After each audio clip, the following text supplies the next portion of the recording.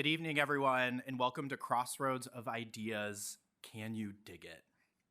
I'm Will Cushman, a science writer for University Communications within the UW-Madison Office of Strategic Communication. Today's event marks 2024's second installment of the Crossroads of Ideas program series. Crossroads of Ideas is a collaboration between the Wisconsin Institute for Discovery's Illuminating Discovery Hub, UW-Madison, and the Morgridge Institute for Research. Before I say more about this evening's event, we will take a moment to acknowledge the land that we occupy here at the Discovery Building. The University of Wisconsin-Madison occupies ancestral Ho-Chunk land, a place their nation has called Dejope since time immemorial. In an 1832 treaty, the Ho-Chunk were forced to cede this territory. Decades of ethnic cleansing followed when both the federal and state governments tried repeatedly but unsuccessfully to forcibly remove the Ho-Chunk from Wisconsin. This history of colonization informs our shared future of collaboration and innovation. Today, UW-Madison and all of its presenting organizations respect the inherent sovereignty of the Ho-Chunk Nation and the 11 other First Nations of Wisconsin. Tonight, we are very excited to host Kallie Moore, who is this spring's Sharon Dunwoody Science Journalist in Residence. The UW-Madison Science Journalist in Residence program was founded in 1986 and is hosted by the School of Journalism and Mass Communication and the Office of Strategic Communication. We're grateful to all the partners who made tonight's program possible. Speaking of tonight's program, since 2017, Kallie has been a co-host and content consultant for the PBS Digital Studios channel Eons. The paleontology-focused channel features deeply researched short episodes that investigate scientific questions about life on Earth, from the dawn of living organisms through the age of dinosaurs, all the way to the end of the most recent ice age. Eons currently has nearly 3 million subscribers on YouTube. In her role at Eons, Kallie has explored so many fascinating questions. Questions like, why did giraffes' necks become so long? How did bats gain the ability to fly? And when did humans stop being naked and start wearing clothes? In addition to sharing evolutionary tales on Eons, Kallie serves as collections manager or Fossil Librarian of the paleontology collection of the University of Montana. Her debut children's book, Tales of the Prehistoric World, was released in the fall of 2022. As a tiny bit of an Eons superfan myself, I am personally thrilled to have Kallie on campus this week to share her expertise, both with students in the journalism school and with everyone gathered here tonight. Spending time with her this week, I've been able to witness how Kallie's energy and enthusiasm for fossils, paleontology, and science in general draws people in. It's no wonder that she's built a successful career connecting people to science through the art of storytelling. This evening, Kallie will be offering a behind-the-scenes look at the production of Eons and describing her winning approach to science communication. Please join me in welcoming Kallie Moore.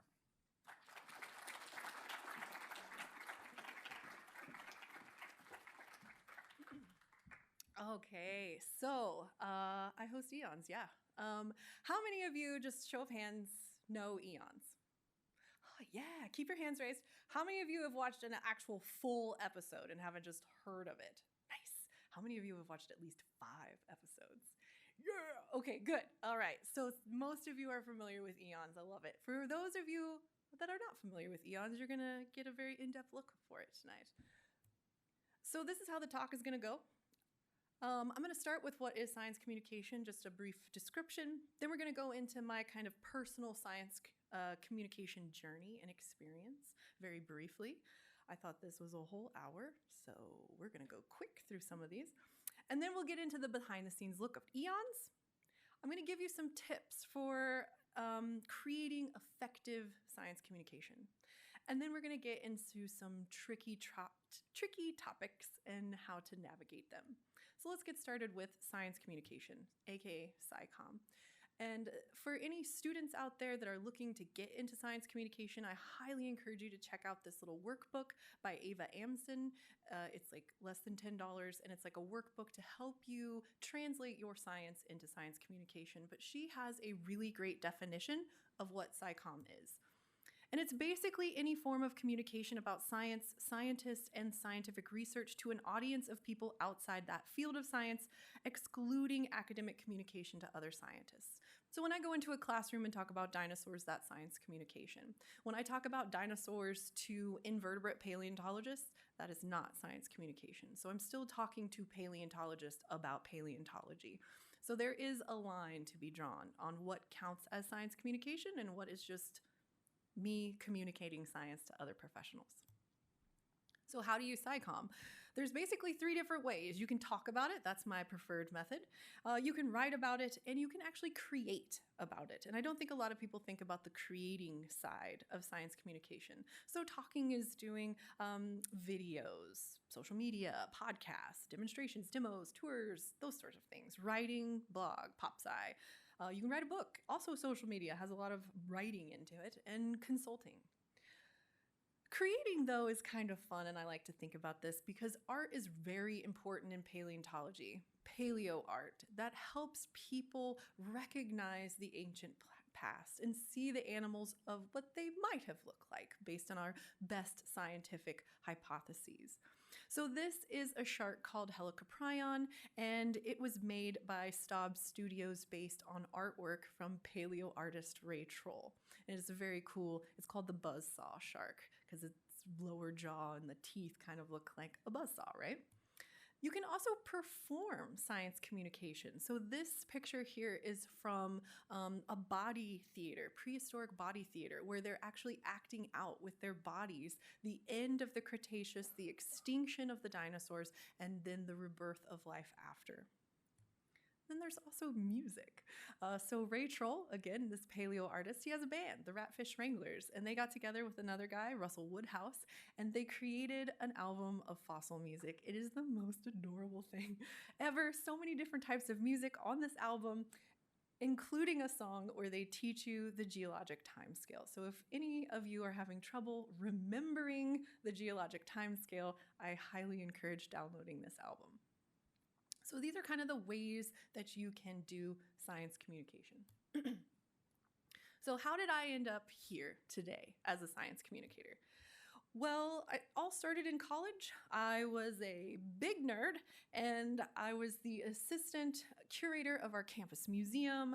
I was the president of the Earth Science Club, and we did a lot. We were a very active club when I was president. I was a field assistant for the St. Louis Science Museum, taking the general public out to eastern Montana to collect dinosaur bones and learn about the ancient past there, as well as a summer intern at Ashfall Fossil Beds, where I answered questions to the general public. I gave geology tours and that sort of thing. In 2008, I was hired as the collections manager of the University of Montana Paleontology Center, which I'll touch on in just a second. In 2016, I started consulting. I worked for Disney and Animal Kingdom Park to help renovate their dinosaur ride. My name's on a plaque. If you go, take a picture of it, tag me on Instagram, love seeing it. And I also worked on a couple of TV pitches. They didn't get picked up, but I thought my part of the pitches were really great, so maybe someday. In 2017, Eons was launched, and we will definitely go into that in a lot more detail. And then 2022, my book came out, my children's book, Tales of the Prehistoric World. And most recently, I became an executive producer on Why Dinosaurs, a documentary about the dinosaurs and the people that loved them, And we are in the distribution phase. We're trying to find a distributor for this amazing documentary. So hopefully you all will be able to see it in person at some point soon. You might be able to catch a screening somewhere at a paleontological museum, either here in the US or in the UK, if you happen to find yourself there this summer. So here is my building. This is a scene from Why Dinosaurs, and I find this building to be very ugly. Some people like it. I do not, but it looks very magical with this picture, the drone image with it all being snowy and stuff. But this is where I spend most of my time, is down in a basement collection. This is our space saver, and all those cases that you can see house our massive collection. It's a pretty good size collection. The collection spans over 2 billion years, and over 20 different countries are represented. It is slow, but it doesn't need to be fast, holding our priceless collection of fossils, as my colleague, physics colleague in the same basement always says, "How your priceless collection doing today?" But anyways, these two stacks move back and forth, and this is where I spend most of my time, windowless basement. But the other part of my job is outreach. I do a lot of outreach, including fossil IDs.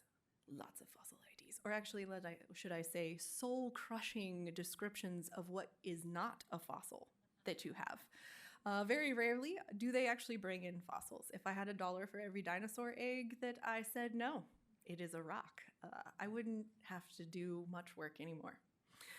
This little kid here, though, had fossils, so I'm identifying all of his fossils for him. But I do a lot of fossil identifications either in person or through email. The other thing I do is a lot of guided tours. We don't have a natural history museum or a paleo museum on campus, but we do have a small atrium in the first floor of our building that does have some display cases, including a T-Rex skull that you can kind of see over there on the right. And so I do a lot of K through 12 tours, including the general public, groups from campus, visitors through the summer that are just passing through Missoula. They come by and we talk about the evolution of life for about an hour. My preferred form of science communication is public lectures. I literally can talk about anything if it's related to paleontology. And this is from a public lecture that I just gave at the Museum of the Rockies in Bozeman, Montana, for their Valentine's Day event. And it was called Fornicating Fossils. So let your mind run with imagination on what that talk included. I also do a lot of fossil show and tells, and I go into the classrooms, and I consider this, again, public lectures. This one here, I was invited to a local elementary school book fair where they were selling my book, and I have a set of fossil casts that go with some of the stories from my book. So I sat down, we read the story, and then we went through the fossils that went with the story, and it was a really fun time. I love this elementary school. They always invite me for their book fair. So now let's get into eons. So we have the best URL, I think, youtube.com/eons. It's so easy, short, sweet. And basically join hosts Kallie Moore, Michelle Barbeau Ramirez, and Blake DiPastino as they take you on a journey through the history of life on Earth, from the dawn of life in the Archean Eon through the Mesozoic era, the so-called age of dinosaurs, right up to the end of the Most Ice Age. I see where you got your intro from. But you can find us anywhere you can get YouTube. Now, YouTube is kind of a partnership between PBS Digital Studios and Complexly. Complexly is a production company based out of Missoula, Montana, started by Hank and John Green. This is the production company that has brought you classics like SciShow and Crash Course and Bizarre Beasts. We launched in 2017, and we actually are the only Complexly show that has launched at VidCon. VidCon is like a YouTube convention, basically. I think it's morphed more into like social media a con, but in the old days, back in 2017, it was mostly YouTube. So we launched at the Anaheim Convention Center in front of almost 7,000 people. It was a lot. And then the following week, we officially launched on YouTube. As of the end of February, we have made 234 episodes. We have 2.89 million subscribers. We have 650 million lifetime views, which equals to about 47.1 million hours watched. So a lot of people have spent a lot of time with our channel, which is great. So when we look at YouTube specifically, because we make content for a lot of different platforms, in 2023, we had about 163 million views, 6.8 million hours watched, and we netted about 400,000 subscribers. And if we break that down between Eons Prime, that's our long form content, that's what we refer to it as, and YouTube Shorts, which is short form content, we had 27 uploads on long form, 71.5 million views, and we netted 241,000 subscribers from the YouTube side. From Shorts, we uploaded 77 YouTube Shorts, and they had 92.3 million views. So we actually had more views on our shorts than we did for our long form content, which is kind of interesting. And it netted us about 114,000 subscribers. And this is fairly average year on year. So last year looked very similar to this year's numbers. So we're staying pretty consistent. We also posted 72 TikToks, and here's our TikTok numbers too, in case you were wondering. We have over 365,000 followers and over 7 million likes on TikTok. We added a new host, Gabriel Santos, who is in the upper right-hand corner over there, and he will start releasing episodes with us with season 7, which will start probably in the summer. And then our best performing video of last year was the invisible barrier keeping two worlds apart, and it already has 17 million views. People were really stoked to learn about the Wallace line, so if you don't know what it is, check out the episode. Now, this is not a YouTube channel that's made in somebody's basement. It is made in a basement, but the basement of an old funeral home. So I feel like we've come full circle. We're talking about really, really dead ancient life in a building that used to hold modern dead humans. So it's real fun, and it's in the basement. So the basement has been converted into studio spaces. We have 5 studios and 1 podcast studio. But this is the team, especially all the names over here, are the team that makes Eons happen. So I'm not just hanging out with a friend with an iPhone and a little box light. This is a well-funded, well-staffed operation. So this is how an episode gets made. The topic is either pitched by us. We'll find a writer that we like, somebody that works on geology, for example. We have a geology writer, and we will be like, hey, we got this idea. Can you pitch it to us? And so the pitch will consist about 250 words, kind of give an overview, kind of like the elevator pitch of the episode, as well as a list of sources. Writers can also pitch us as well. Some of our long-term writers will pitch us ideas when they strike. A script can take anywhere from 2 to 3 weeks to develop, and our content team works very closely with most of the writers to develop these scripts, because Eons is a storytelling channel. We don't do explainer videos. We don't do listicles. We don't do things like that. We tell stories. And so we want to make sure that these scripts have the Eons vibe throughout them. Our scripts are about 16 to 1800 words, and that translates to about 7 to 10 minutes on a YouTube video. From there, the script is done table read. So we actually have the host either through Zoom or come into the office and read through it to make sure the script is readable. Scripts are very different when you're just reading on paper versus reading it out loud. So we make sure that there's not like 5 commas in a sentence or something like that. Then it comes to me for fact checking. So I fact check everything that Eons writes. So that's including YouTube scripts, shorts, TikToks. Actually, shorts and TikToks are the same thing. And our podcast. So I check all of those. And that can take me up to like 2 days, depending on how much time I have available. But the basics of these scripts are 1 to 2 ideas per script. You don't want to overload people. And you want to be counterintuitive. Obvious answers to questions make for boring scripts. We don't want that. We want a twist, right? So a really good example of this is actually just last week. I had a friend contact me and say, hey, I read in a magazine that elk evolved from tusked ancestors. And I was like, that sounds ridiculous. That can't be right. And it's oversimplified, but it is basically right. So I looked into it, and when you first have the oldest artiodactyl, so artiodactyls are a group of mammals that have even-toed hooves. So pigs, camels, deers, those types of things. The oldest member of that group that we have evidence for has well-developed canines. Not tusks, but canines. Through some climate change, we get a very hot, humid forest environment. And at least the deer family takes off, and we do start to see tusks develop. And they're about musk deer sized in their tusk and their overall size. Most of them don't have any headgear yet, just these tusks. They were probably more isolated, and they use the tusk to fight to the death. More climate change happens, and things dry out.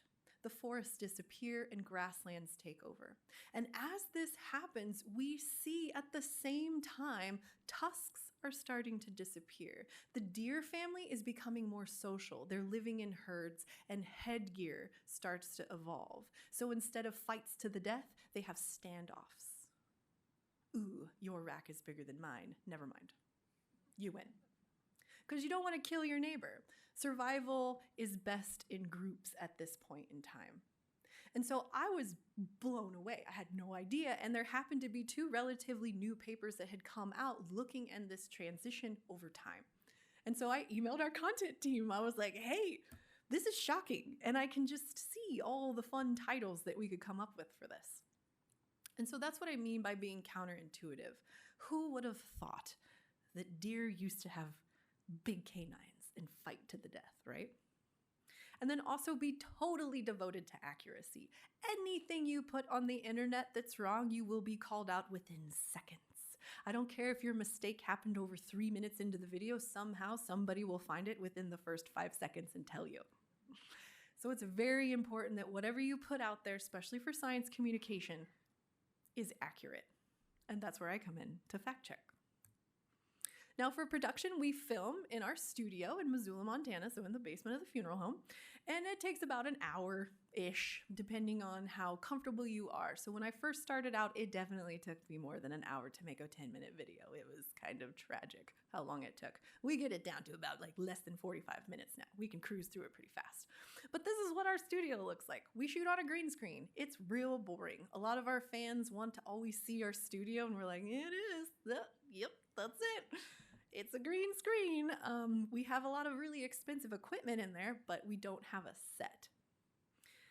From there, all that raw footage is sent to our post-production team, and that's who cuts the episode, takes out all of my mistake lines, pulls out the good bloopers, and the images are added. And this can take about 7 days-ish. It depends on how quickly we can get images. Sometimes that's the biggest holdup, is getting the images. From there, a finished cut episode goes to our sound editor, and she puts in any fun little sounds like birds chirping when we show a forest scene, and also puts in the music. The final draft is sent to the team, and I also fact-check the graphics. And the reason why I do that is because of our most watched episode ever has one of the most embarrassing mistakes in our channel's history. And that is our Megalodon episode, and it has been seen by 26 million people. So fun fact, be sure to triple check what your stock image titles are to make sure that they're actually what they say they are. So in this scene, we're talking about the blue whale, the biggest thing that has ever evolved on our planet. And we show a picture of a blue-colored humpback whale. And there were probably 9 sets of eyes on this video, and nobody caught it. But you know who did catch it? Our viewers, immediately. And so in these days, you could get very harshly penalized from the YouTube algorithm if you uploaded something and then pulled it down really quickly and then uploaded it again. It's not that way anymore, but we could not risk our views to pull it down. So we just pinned a comment, and then lo and behold, so many people saw it. So anyways, that's what I mean by triple check everything, including your images. So here's what our audience kind of looks like. And this is from the 2022 PBS annual survey. So if any of you actually answer these surveys, we use this data, I promise you. So the data that you're seeing right here is anybody that said on that PBS survey that they watch Eons often or all the time. So these are our core audience members. And you can see 25 to 34 is kind of our sweet spot, but really we range anywhere from 18 to 44 for the channel. Our split on gender is 60% men and 40% everybody else. And while that sounds 60-40, kind of like an uneven split for a science channel, That's really good. So if you get into physics channels and things like that, their splits can be closer to 80-20 or even 90-10. So having a 60-40 split is actually pretty good. And then based on race, we definitely are overwhelmingly white. If anybody has any ideas about how to get a diverse audience, that's like the $1 million question for YouTube. So patent that. Where are they? Well, it makes sense that almost 60% of our audience is in the United States. We make it here. We produce it here. That kind of tracks. And also the top states are some of the states with the largest populations. So this is no surprise. Outside of the US, our top countries are Canada, UK, oddly Germany, and then Australia, which every one of those makes sense except for Germany because they're English-speaking countries. Some of our episodes have been translated. YouTube does have a translate feature now, but overwhelmingly, our audience is mostly from English-speaking countries. This was actually kind of a shock for us when we first released Eons. We thought that since we were going to be talking about dinosaurs and fossils, that our audience would skew at least high school or younger. That was made very apparent wrong within the first few episodes. Our commenters were saying things like, why are you talking down to us? We're not kindergartners. Like, pick it up, pick it up. And so this survey that I did in 2019, it was very, very informal. I just put out a link and was like, hey, we want to know about you. Tell me. And they did. Over 10,000 people answered my survey, which was way too many people, but I got a lot of good data out of it. And so as you can see, over 27% already have their bachelor's degree, and almost 24% are currently in college. 15% have a master's degree, and 15% are in high school or have a high school diploma. So we actually have a fairly educated audience. So we kick it up a notch. Our channel is very high level science, but we always define jargon whenever we use it. So let's get into some tips for helpful creating successful science communication. So science communication in the biz is known as edutainment, educating entertainment. So you want to keep people's attention. Usually I would be pacing back and forth on this stage, but I must stay with the microphone tonight. And so we want to be engaging, we want to be entertaining, but we also want to be educating. So science communication in our world is edutainment. And for us, that means storytelling. So again, Eons episodes have this very strong narrative. We want to take you on a journey through time, through discovery, through evolutionary history. So we're not just throwing facts at you and seeing what sticks in your brain. We want to give you a narrative and a story.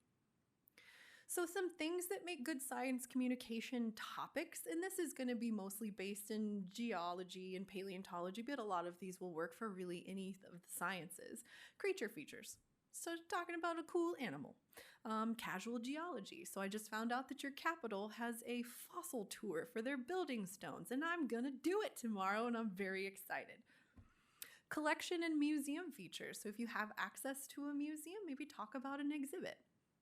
Q&As and replies are wonderful. People love to engage with your channel. So if you have a Q&A, make sure you reply to those questions. You can do news, debunking, so misinformation, listicles, top 3 mammoth deaths. Yes, that is a TikTok. Tales of discovery, behind the scenes, so looking at a prep lab or a regular lab space. I got to go visit the sharks. Oops, I shouldn't have said that.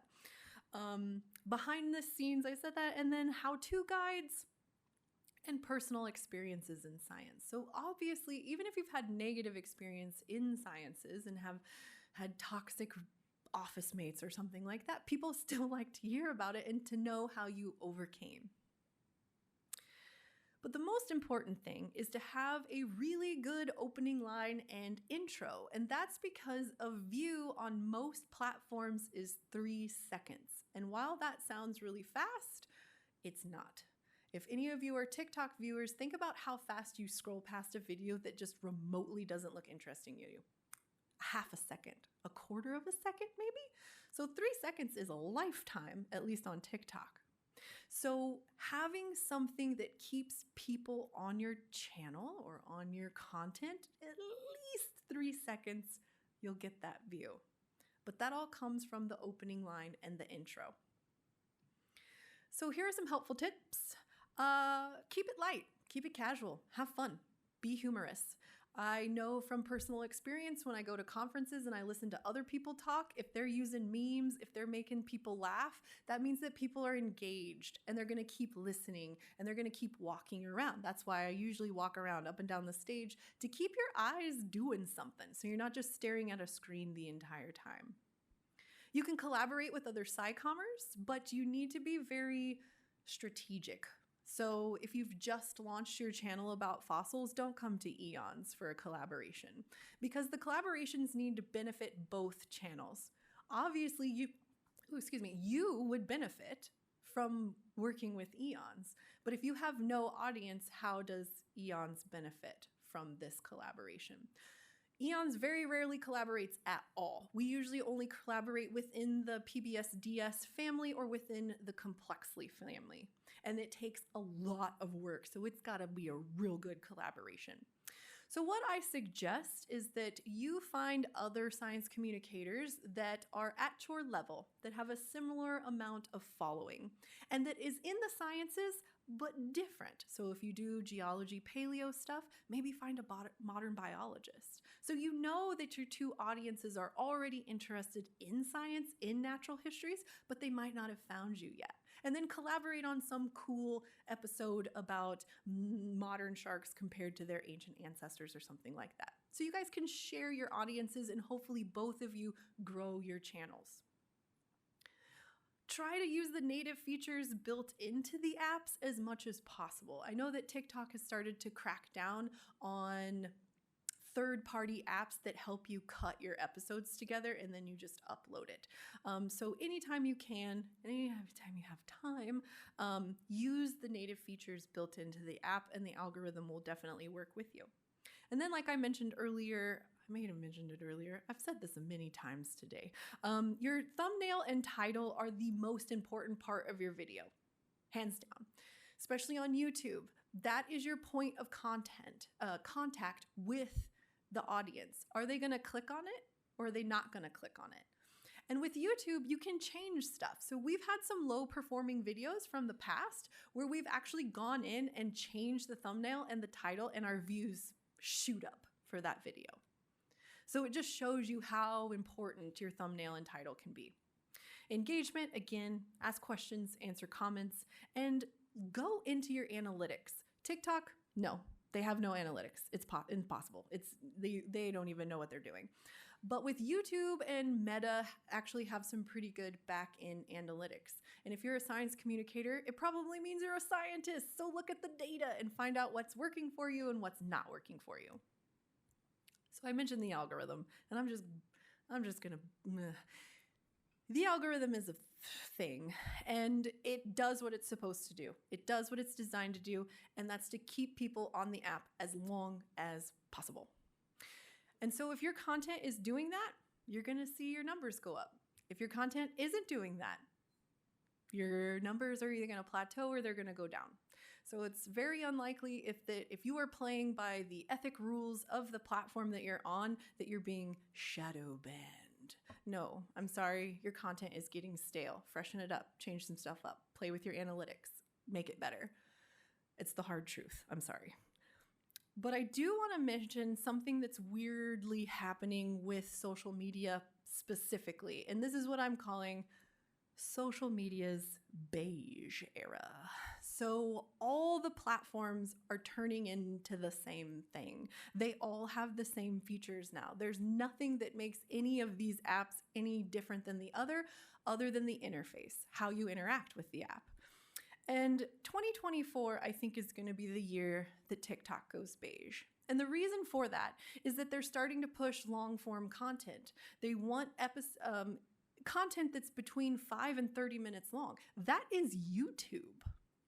Stay in your lane, TikTok, but they're not. The other thing is they're pushing is horizontal format even though the app doesn't rotate. So now you just have a really tiny horizontal box on top and a whole bunch of dead screen at the bottom. What? It makes no sense. And they're also pushing photo carousels. Hello, Instagram on TikTok. What?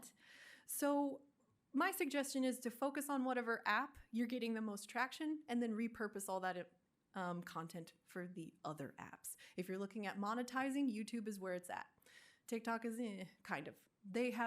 Those two platforms have creator funds that you can make a little bit of money, not a lot, but outside brand deals. Comments. Comments are awful. They're horrible. You need to have a tough skin, especially if you are a woman or identify as a woman. It is going to be awful. I almost quit Eons within the first 6 months because the comments were so horrific. Get a banned words list and make it robust. Extremely robust. And what's really funny is all of these comments that are talking about my makeup, the only thing that I changed was my lip color. It was a little bit darker, so it matched something in my shirt. And people lost their collective minds about me having a slightly darker lip shade. This last one, though, cracks me up. You look like Napoleon Dynamite's girlfriend all grown up. So sometimes they're creative burns, and other times they're really mean, and sometimes they're really gross. But a banned words list will help growing your audience into a positive community who downvotes these horrible comments and they get lost in the mist of your comment section. Our comment section can be very large. We can get up to like 3,000 comments on a video. And so if just 5 people downvote something, the likelihood of you seeing it is fairly low. But I can't go into our comment section. I know it's a positive place now, but I just stay away. But some of them are funny. Some of them are funny. I'll give them that. All right. Oh, perfect. We cruised through this. I thought this was going to take longer. All right, so let's get into some tricky topics. Will asked me to put in some conflict. So here we go. So AI paleo art. I have 3 images up here, and I would love to see hands for who thinks these images are AI generated or just stock images. So here's the first one. Raise your hand if you think this is AI art or stock art. Got a couple hands? Don't be shy. It's okay. You can be wrong. It's all right. This is a learning opportunity. Okay, this is AI. Yes, I know. How about this one? Show of hands. AI or stock? You guys are catching on. This one's actually stock. It's just really, really bad stock images of a stegosaurus. All right, how about this last one? Little woolly mammoth here. AI? Okay, yep. This is also AI art, but still, it's getting pretty good, right? So I'm basically going to use images and some information from this article because I think the writer did a really good job at breaking down what AI can and cannot do, at least for paleo art specifically. So in this image, she prompted AI with saber-tooth. And this first hallucination is from 2022. And this is the first prompt she ever put into AI art, an AI generator. And what is happening? However, this next one is from October of 2023. So you can see how much that AI has learned between 2022 and 2023, which is actually really shocking, right? However, it also depends on what generator you're using. So this is another prompt, Triceratops. And Dolly got it pretty good. I mean, that looks like, okay, that's a Triceratops. But what is going on with Midjourney? It has no idea what is happening. And these were put in on the same day, mid-October of 2023. So some AI generators can handle paleo art okay, and some cannot and fail miserably. I mean, like, what is that? But also, AI works on data.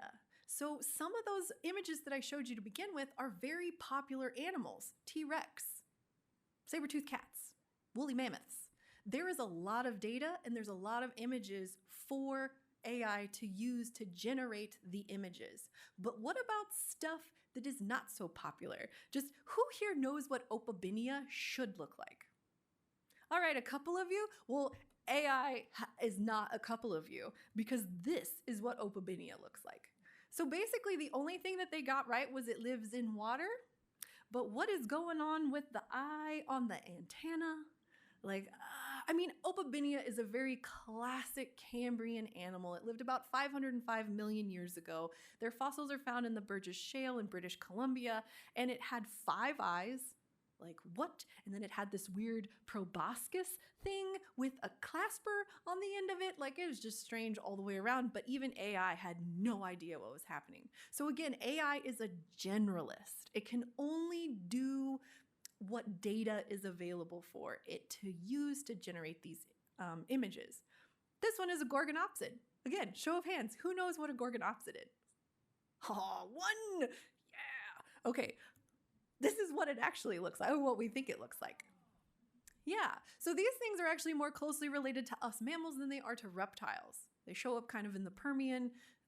They were very strange. But what is Dolly doing? And remember, Dolly was the good one with Triceratops. And this is what it came up with for Gorgonopsid. So luckily, with paleo art, AI is only as good as the data. And so there is no way any current AI generator could hang with new finds, new discoveries. There's not enough information out there for it to generate. So we don't have to worry about people generating AI art for their new species of Gorgonopsid, because they won't work.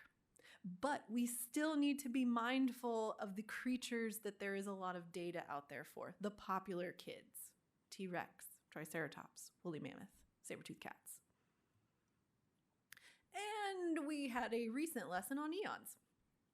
So it's a wonderful Saturday afternoon in January, and all of a sudden my phone starts exploding with panicked messages. And it all boiled down to this tweet, this meme. And so we had posted just recently, maybe 24 hours before this, a YouTube short that used AI art. Now, this guy on Twitter thought that there were 4 images that were AI art, and his comment section quickly shut him down, at least on the pterosaur and the theropod over there, the dinosaurs actually.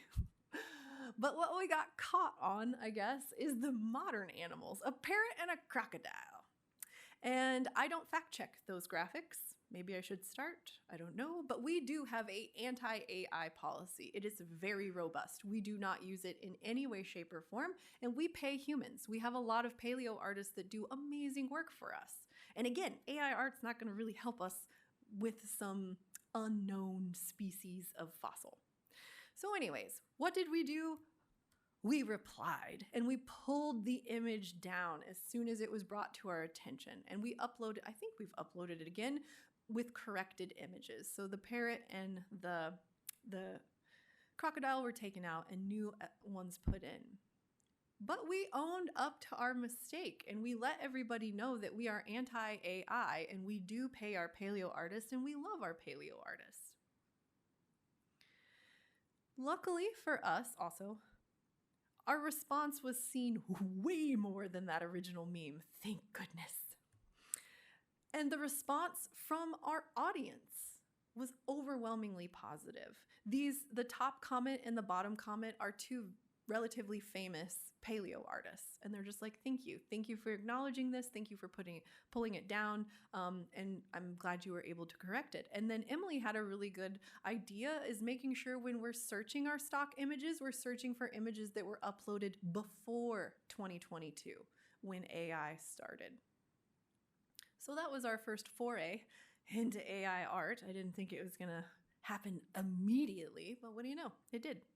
So if you are working on stock image sites, be wary. We work with Getty, and Getty has not started to label AI-generated art. It's still unknown whether or not it is or it isn't, and so that's why it's helpful to look for images before 2022. So now let's talk about hoaxed and poached fossils. And we're gonna start with this podcast episode, the case of the most famous fake human fossil. And if you're unfamiliar, this is Piltdown Man. The first fossils of Piltdown Man were found in 1911 and continued to be found until about 1919. And they were published as Eoanthropus dawsi. Funnily enough, the guy that originally discovered said fossils died in 1919. And what do you know? No more fossils were found. And in 1953, they were exposed as a deliberate fake. So they figured out that at least the lower jaw was from orangutan, not a human at all. And in 2016, a very comprehensive paper came out looking at the history of all the finds, the history of the hoax itself, and who they thought was the hoaxer. Hoaxer? And it turns out that Charles Dawson, the guy that found the original fossils, was more than likely the guy that faked it. And he was thirsty for scientific street cred. Like, he wanted it bad. And so he faked something. Now, this rolls into a really racist time in human evolution hypotheses.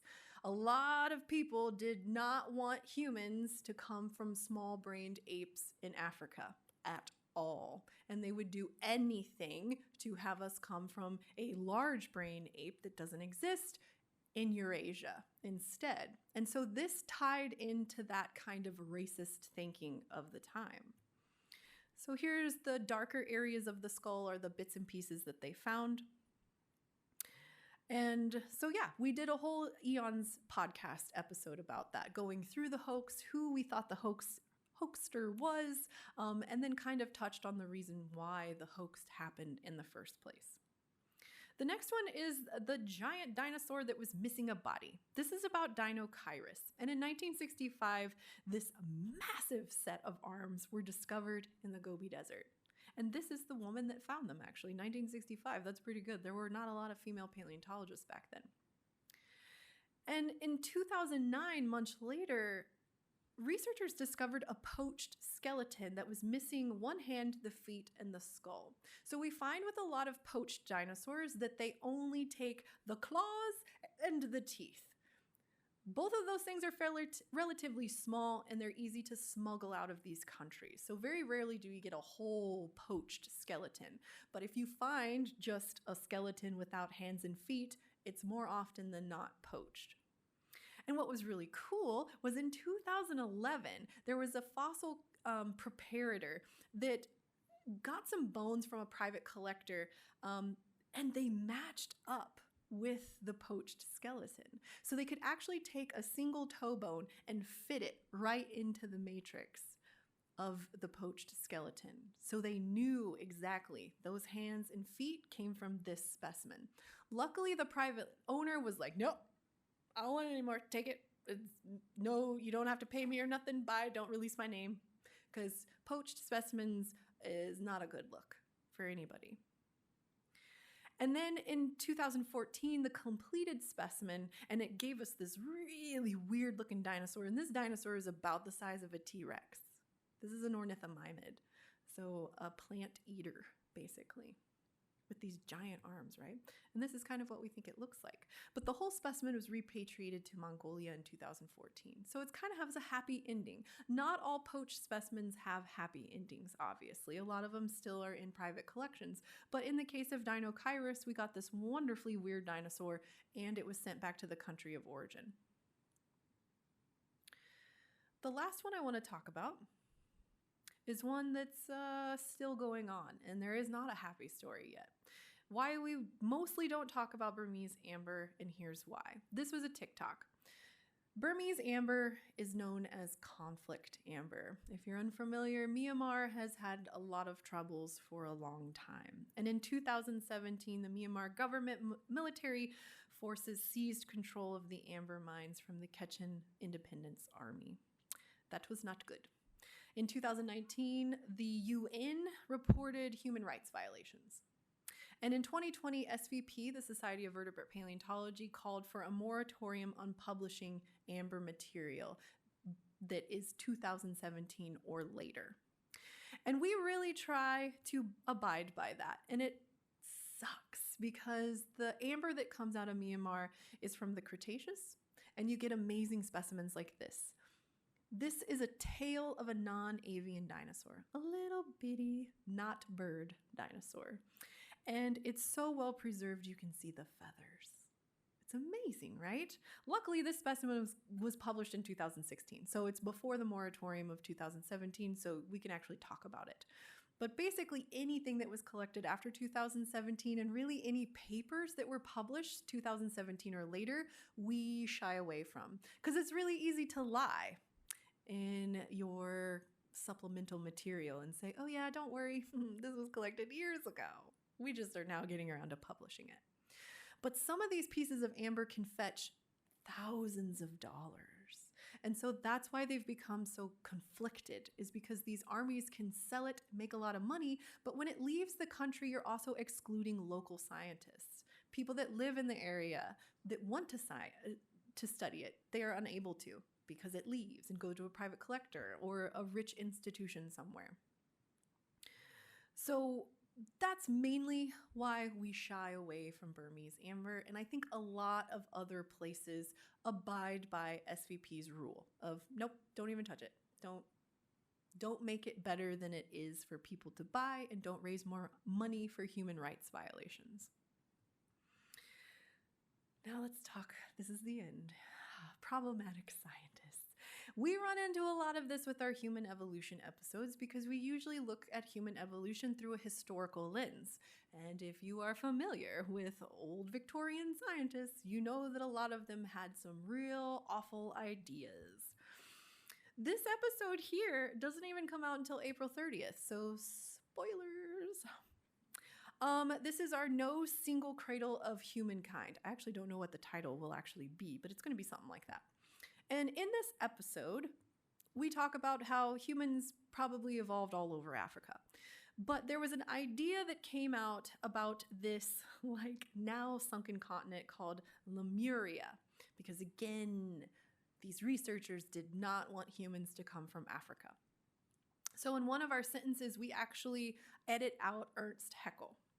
And because mainly it wasn't critical to the story, it was just a line. So we replaced it with a more generalized one German zoologist when we were talking about this ancient sunken continent that doesn't exist, Lemuria. So a lot of times we can just not give them airtime. If their name and their picture is not part of the story and we're just kind of generally talking about the transition of thought, we just take them out and we don't give them credit. Other times, like this TikTok where we were talking about Robert Broom. Robert Broom was an interesting guy.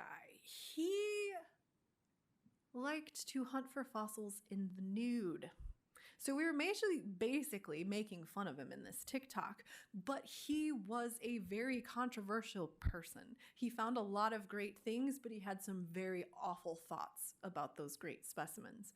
And so we added a line to that TikTok. Now, before we get into our story, let's undress a difficult historical truth about Broom. He contributed to the early study of human races, the harmful effects of which continue to this day. So he basically thought that the different races of human were actually different species. Blech. So this isn't the end of it though, because we wonder amongst ourselves in Eons on our content team, is this good enough? Is this going to stand up to 5 to 10 years from now? Should we always call them out? Should we stop talking about historical paleoanthropology altogether?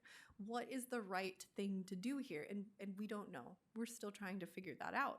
Because even Charles Darwin and Alfred Russel Wallace had some pretty terrible ideas about human evolution, and we don't mention them. So in the barnacle episode, where if you watch the bloopers of this, you'll get to hear my very, very awful Victorian man scientist. Oh my God. It's really bad. It's really bad. Anyways, we don't mention it because we're not talking about humans specifically. We're not talking about human evolution. We were talking about how much Darwin hated barnacles and the evolutionary history of barnacles. Same thing with Alfred Russel Wallace. So this is the Wallace Line episode. Again, Wallace had some pretty bad ideas about humans, but since we're not talking about humans specifically in the episode, we don't call them out. Should we? Should we have? We don't know. So this is something that we're still coming to terms with on how to deal with it, at least on our channel. So with that, I thank you all for your attention. I thank the University of Wisconsin for bringing me here and the University of Wisconsin Foundation for funding this trip. I've had an amazing time talking to all of the journalism students, touring campus, going to museums, seeing sharks. It's been a wonderful time, and I thank you so much for your attention.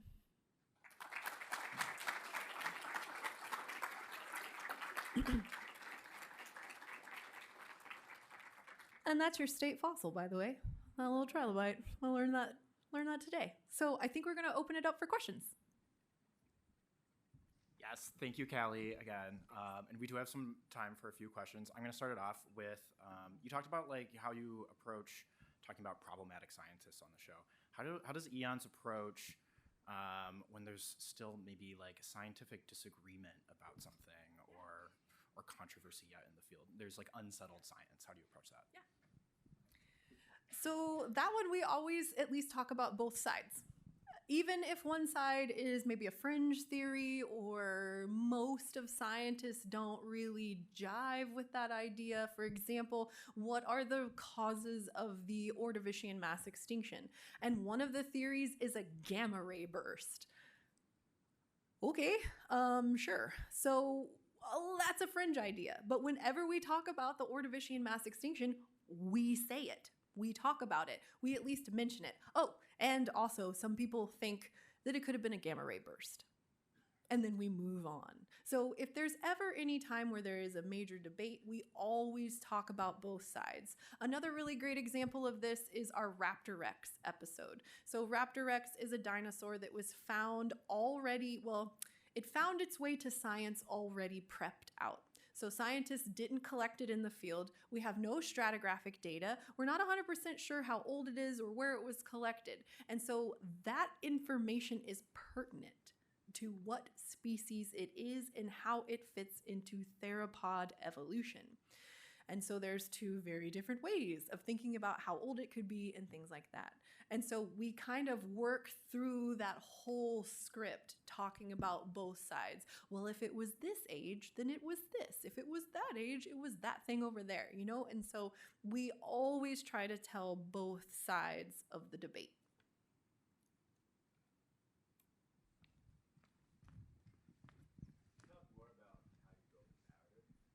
Yeah, so the question over here up front, I'll get you back there in the back, thanks. The question up here was how we build a narrative. That's really on the content side. I don't write the episodes. But basically, like I said, we wanted that story. We want to take you on a journey through whatever we're talking about. So we try to be very descriptive, but also kind of lead you along the way and not, like I said, just throwing facts at the wall to see what will stick. Counterintuitive things, having a twist, something that you wouldn't think of is a really great narrative to roll with, at least. I will just say we have wonderful writers. When our main content, our main script writer, Farhan, just oozes Eons. Everything he writes is gold, and it has the Eons vibe. So we are very lucky that we found him and he found us. But if you start watching a lot of Eons episodes, you'll start to pick up on that storytelling. And I think that's what makes our channel so successful, is that we aren't just like fact, fact, fact, fact, fact. We give you a little breathing room and time to ponder as we work our way through the story. Yeah, great question. That's actually a perfect segue into my question, which is that I work on a team that makes highly technical agricultural videos. Okay. So a very different world. Mm-hmm. But so we depend on subject matter experts that really know their stuff about crop insurance or soil microbiology. Mm-hmm. But we find that they are also not funny, and they don't necessarily know how to write for entertainment. Right. But then we've hired script writers that also don't know the content. So we miss some of that detail, which is really important. So we've developed this really cumbersome system where you have this list of bullets and outline created by a subject matter expert that the good writer tries to translate into good videos, and that doesn't really work. So how do you do it? You found a good writer. Where do you find a good writer? Did they also have experience in this? So like how do we solve this issue that you have some? Yeah. All of our writers are high-level scientists. Most of them, at minimum, have a master's degree, and a lot of them are PhDs. They're professors sometimes at universities, like University of Washington, for example. So we try to find people that are experts in their field that are also good science writers. I know. And that overlap can be hard to find, definitely. Like I mentioned earlier, Farhan is a molecular genomic wizard, and sorry Farhan, if you watch this, I'm sorry, I'm throwing you out here so much. He doesn't feel comfortable writing geology scripts. He's like, I don't have any geology background. This isn't on the evolutionary track, and I don't feel comfortable. And so what we do is we have a geology writer that we've worked with a lot over the years. And sometimes you got to go through some iffy writers to find the good ones. So not everybody that has written for Eons is still writing for Eons, for example. But yeah, finding those high-level academics that also, I would say try to find high-level academics that write pop sci already. Like their hustle, their side job is writing for like popular science, and reach out to them. And if you pay enough, they'll probably be like, sure, I'll write you an episode. But that's what we have found, at least, is working with academics who know the subject already, that get the question that you're asking and can write in a very accessible way. So amazing success story. I think you should be proud, and your team. But that begs the question of the chicken and the egg. So did you have seed funding to get this started? Yeah. And how did it evolve? Because it's an amazing team that you got there. Thank you. Yeah. So Eons is owned and funded by PBS. So we go through a very long negotiation process every single season. We ask for more money. They say why. We give them the reasons. They'll be like, yeah, we'll give you this much money for this many episodes. Well, that won't work for us. And it goes back and forth, and it takes months every single season. You'd think it would get easier, but it does not. And so they give us the money, and that's how it started, actually. So Eons was actually pitched to Complexly from PBS. So PBS and Complexly have a very long relationship, and Complexly has made a lot of stuff for PBS DS already. And so when they wanted to make a show about dinosaurs, that's what they did. They went to Complexly and they're like, hey, we want a show about dinosaurs. Write us a one sheet, which is basically a long pitch. And our content team was like, well, at least Complexly's content team at that time was like, I see your dinosaurs and I raise you the history of life on Earth. And they were like, yes, let's do that. And so I'm sure our first season of funding was much less than what we got for season 6. And so our team has grown. We started out with maybe just like 3 or 4 people, and now you saw our team of like 8 to 10. So we've grown much bigger. We make more episodes. We make, I think, better looking episodes because we have more money for animations, for paleo art, for things like that. And so every single year, PBS gives us our contractual money that they have negotiated on, and we try to pay them back over the course of the season through ad revenue, Patreon, sponsorships, that sort of thing. And hopefully we pay them back all of their money. And anything that's made after we pay them back is ours to keep. We have not done that yet. We are a very expensive show. But it doesn't seem like PBS really cares because we do good work and we bring a lot of people to the PBS DS family, I think. And so they're very, very happy with us. And while our negotiation processes take a lot of time, I already have the first script for season 7 waiting for me to fact check in my inbox. So everybody is very confident that there's going to be a season 7, but the contract hasn't been signed yet. So yeah, we are funded by PBS. Mm-hmm. I began to wonder when you were talking about not naming certain scientists and allowing yourselves to name others who also had offensive ideas. And 2 thoughts were, one is you probably couldn't go into the 19th century and find any scientist who has ideas and terminology that would be acceptable in 2024. Do you have a scorecard? Do you say Darwin contributed this much and Haeckel contributed that much, and therefore we will mention Darwin and not Haeckel? it must be an odd set of mathematics. It is. And it comes down to our content team, and they have long talks about this. And I bring up the one where we called out Broom for his horrible ideas. That was me. I was like, well, if Broom's so awful, why don't we tell people how awful he was? And so we added that line because I was like, we should do it. We should add that line. And so this is something that is a script by script basis. And it does really boil down to, are we talking about their problematic science, or are we talking about them kind of in a tangential way? And that seems to be where we draw the line now, but it is very, very hard to figure out when to draw the line, when to cut them out, when to call them out on a script. And actually, I emailed one of our content people who is a historical anthropologist. So she runs into this stuff all the time. And I asked her, on the content side, do we have policies or anything? And she was like, no, but maybe we should. So this might become a larger conversation within our content team and within the channel of when and where and why and how. Or do we just ignore 19th century, early 19th century paleoanthropology? I don't know. Like I said, there's really no good answer yet on that front. So yeah, script by script basis. Mm-hmm. Yeah.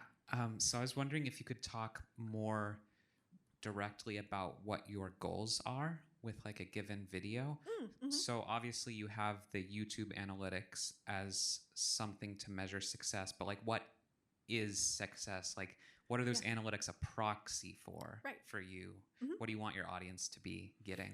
So it's pretty easy for us. If you're part of the PBS DS family, you get benchmarks each season that PBS, they look at your analytics, they see your growth over time, and they create benchmarks for our channel. I think right now they hope that we have 300,000 views by the end of the week of posting, within a week of posting an episode. 300,000 views is right where we need to be, and having that video reach 1 million views by the end of the month is also where they would like every single one of our episodes to be. We're pretty close, actually. Some of them, they don't get all the way there. It takes them a little longer to get to 1 million. But these are set by PBS usually each season of what they want to see from the channel, and hopefully we hit those. And we've been pretty good about hitting those benchmarks. Ah, yes, enjoyment. And maybe by accident learn something. Yep. I'm in a club at my school, and we have to study about fossils, but that's really hard because I can't comprehend those fossils because I'm with my friends, and I get distracted easily. I feel that. I feel that. Well, have you watched Eons episodes? Yeah. Do they help? Yeah. Good, good. Well, my contact information is up there. And if you have any specific questions about any group of fossils, or you're having any kind of trouble figuring them out, please email me and I can walk you through groups and give you examples of other fossils to learn about paleontology, because I think everybody should have a really good handle on the evolution of life on this planet. So please reach out. Thank you. Yeah. One more. I didn't see any other hands, so I figured I should ask this at the end. So, as a longtime Eons watcher, you used to end the episodes with a joke. So, do you have a favorite joke that you remember that you used to have to tell for the Patreons? I do, and the punchline was so funny. I don't even know if I can remember. All I can remember is the punchline, and I was almost in tears. It took me almost 3 takes to get the punchline out. But it was something like the punchline was like, "You bet your Jurassic ass you can," or something like that.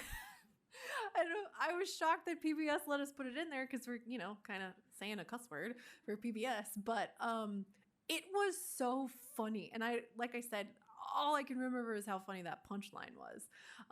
So for those of you who don't know, we used to ask at the end of our episodes, or actually our Patreon, if you were a patron at a certain level, you could submit a joke for us to read at the end of an episode. And some of them were really good. Some I love them not so much. But we did that for quite a long time. And we started to go dry with our jokes. We weren't getting any more. I think we had exhausted the jokes. And so we tried trivia for a little bit.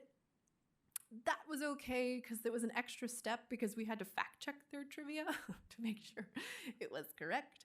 And so I don't know if you guys have any ideas about some fun Patreon engagement that we can talk about at the end of an episode. Let me know. Email me because we're going to start thinking about that for season 7 for sure. So you had mentioned the algorithm, and I'm curious, to what extent does your anticipated response to, a story dictate what stories are going to actually turn into episodes? Like, are there stories you're not going to write because you think people will find them boring, or? Yeah, it mostly comes down to if we can build that narrative. So we do have a purgatory list of things that we would love to talk about, but there needs to be like one more paper to like tie the room together, So sometimes we can use those for TikToks. So our TikTok and short form content is much more loosey-goosey. We can have fun. We do listicles. We do stuff like that. We do things that we wouldn't normally do on our YouTube channel on TikTok and shorts. And so sometimes we get into our purgatory list. Sometimes finally, like the evolution of grass, a new paper came out and we were able to finally talk about it. Also, our commenters can really get going on a subject. So for a while, the evolution of blood took over our comment section. It started with one episode and the same person kept posting it in the comments of every single episode, and then it started getting upvoted, and then more people started asking about it, and then you would just scroll through the comments and it would just be evolution of blood, evolution of blood. So we're like, dang, I think it's time to make an evolution of blood episode. And we did, and it performed really well. So not so much like what we think is going to perform well. We obviously want all of our episodes to perform well, but it's more of an emotional roller coaster once we release it into the world. Because a lot of times we're like, oh man, this is going to do so good. Yeah, everybody's going to love this. And then it tanks. And everybody, like the world's biggest beaver. I mean, come on. Like that should have been an ace, right? No, not at all. And so we're actually doing a March Madness right now on all of our social medias where you can vote for our biggest flops and see if we can get those numbers up. I think we're in the second or third round right now. So if you are following us on any of the social media channels, be sure to look out for our new voting when they open to help us king the top flop of Eons. But yeah, a lot of times we're just like, yes, this is going to be great. And then it doesn't. And you're like, oh. And then other times we're like, yeah, it'd probably be all right. And like Wallace's line, who knew? And the same thing with crab evolution. So why do things keep turning into crabs? My goodness, that took off. The engagement rate was like a straight line. Like it was crazy. And we got millions and millions of views within like the first week. It just took on a life of its own. Nobody had any idea that would happen. So, like I said, it's more of after we post it, it's like, and if it has a good enough narrative, it makes it into an episode. Mm-hmm. Well, let's thank Kallie one more time. Thank you so much for coming tonight.